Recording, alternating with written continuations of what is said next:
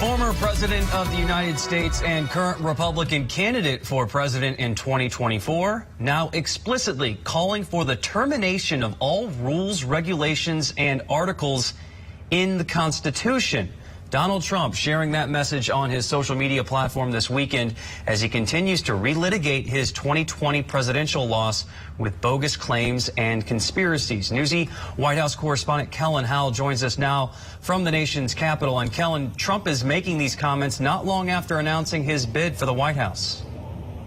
That's right, Jay. And ever since announcing that bid, this has become something of a theme where Republican lawmakers are finding themselves under a magnifying glass in the wake of the latest scandal involving comments that their party's current frontrunner for the 2024 GOP nomination have made. Today, several Republican lawmakers facing questions over whether or not they could support a presidential candidate who is now openly calling for the U.S. Constitution to be torn up.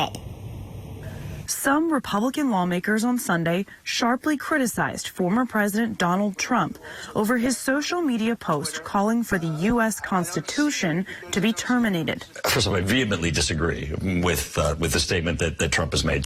On Saturday, the former president falsely claimed in a post on Truth Social that big tech companies and the Democratic National Committee committed massive fraud in the 2020 election and called for the termination of the Constitution in order to overturn the election results. Trump's post came after Twitter owner Elon Musk released internal documents on the platform's decision to limit access to a news story about Hunter Biden's laptop just 3 weeks before the election. Ohio Republican Congressman Mike Turner warned that Trump's claims could hurt him in the 2024 election. And Do you I condemn think him that, saying and I something believe, like this? Absolutely. And I believe, answering your question, that people certainly are going to take into consideration a statement like this as they evaluate a candidate. Newly elected New York Republican Mike Lawler also said Trump's words would alienate him from some conservative voters. Frankly, I think people are tired of looking backwards. I think people are tired of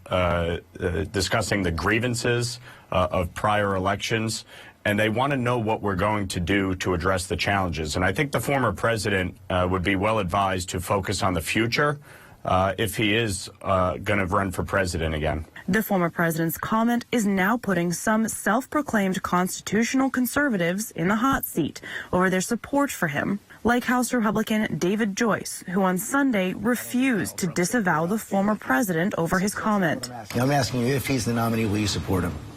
I will support whoever the Republican nominee is. And I just don't think that at this point he'll be able to get there, because I think there's a lot of other good quality candidates out there. A White House spokesman responded to Trump on Saturday, saying in a statement, "You cannot only love America when you win." White House Deputy Press Secretary Andrew Bates added that the Constitution is the ultimate monument to all of the Americans who have given their lives to defeat self-serving despots that abuse their power and trampled on fundamental rights. Attacking the Constitution and all it stands for is an anathema to the soul of our nation and should be universally condemned.